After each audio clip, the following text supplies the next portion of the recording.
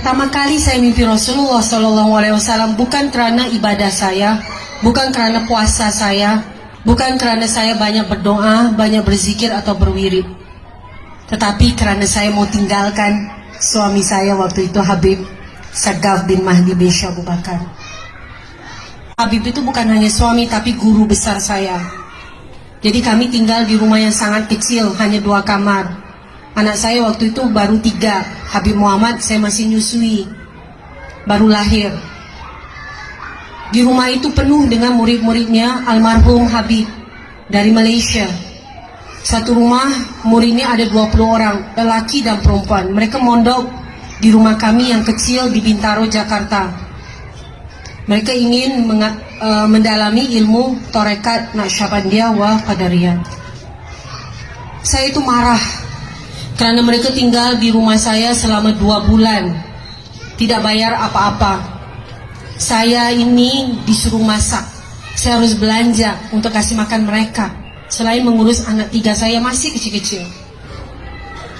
Capek banget, sudah harus menyusui bayi, terus harus belanja, harus masak buat manusia ini yang katanya sok mondok, sok pelajar, tapi tidak mau bantu.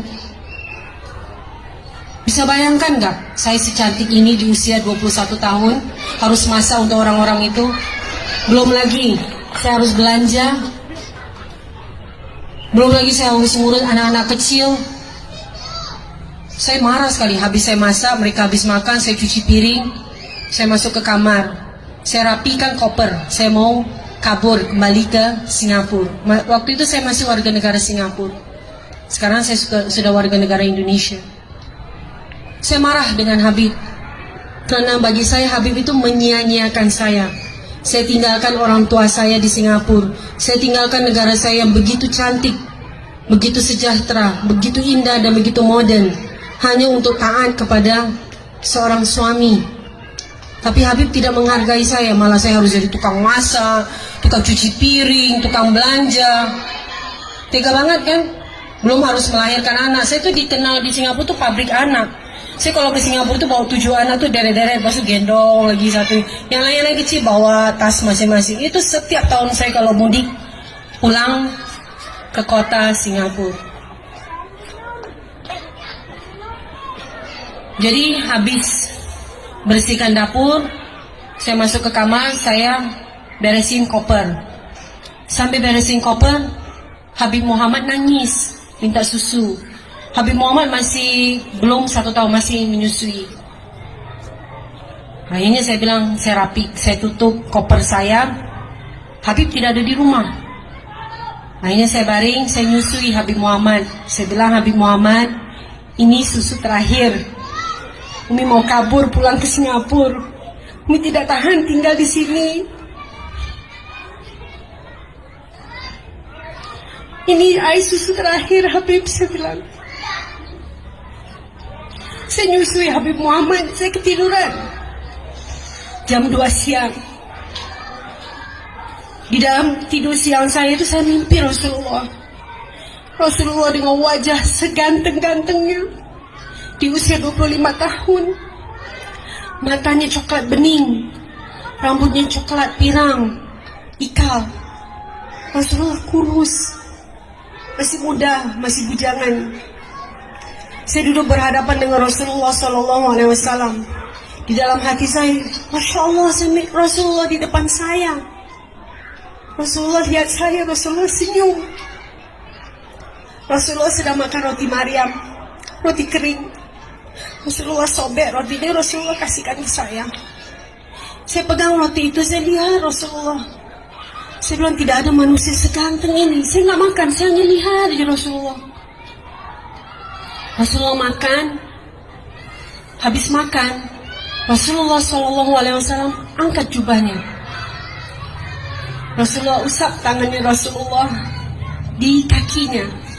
Kaki Rasulullah kurus, bulu kakinya juga warnanya coklat muda. Saya lihat Habib almarhum. Saya bilang, Habib, saya mimpi Rasulullah. Apakah itu benar Rasulullah? Mana mungkin saya orang yang banyak dosa ini mimpi Rasulullah SAW. Habib bilang, dari mana kamu tahu itu Rasulullah? Saya bilang, di dalam hati saya bilang, ini Rasulullah, ini Nabi Muhammad. Oh, ketika kita mimpi Rasulullah SAW, 3 hal akan terjadi bahwa kita tahu itu adalah Rasulullah. Yang pertama, di dalam hati kita akan ada bisikan, ini Nabi Muhammad. Yang kedua, ada orang yang kasih tahu, itu Nabi Muhammad, itu Nabi Muhammad. Atau yang ketiga, Nabi Muhammad sendiri akan bilang, Ana Rasulullah SAW. Jadi Habib bilang, benar, itulah Rasulullah SAW. Terus Habib tanya saya, apa yang kamu mau buat tadi sampai kamu mimpi Rasulullah? Kamu sholat apa bisa mimpi Rasulullah? Kan ada orang sholat hajat supaya mimpi Rasulullah, baca selawat yang banyak supaya mimpi Rasulullah. Saya bilang, saya mimpi Rasulullah SAW karena saya mau kabur dari Habib. Saya mau kabur dari Indonesia. Saya mau balik ke Singapura karena saya tidak tahan dijadikan babu. Capek tahu nggak? Sudah melahirkan, menyusui, bersihkan rumah, masak, nyuci. Habib ketawa. Habib bilang, karena pengorbanan itulah, karena kamu taat dengan suami, kamu mimpi Rasulullah SAW. Itulah pesan saya kepada ibu-ibu. Anywhere I go, di mana saya pergi, saya selalu pesan kepada ibu-ibu, taat dengan suami. Alhamdulillah masih ada suami. Kalau sudah seperti saya, kita mau taat dengan siapa lagi? Danlah untuk suami, bukan untuk orang lain. Pesan yang diambil dari mimpi ini adalah tentang keberanian dalam menjalani ketaatan kepada suami serta pentingnya nilai salat berjamaah. Umi Waheda mengakhiri ceritanya dengan pesan yang tulus kepada para ibu-ibu untuk selalu taat kepada suami dan menjalankan peran mereka dengan penuh pengabdian.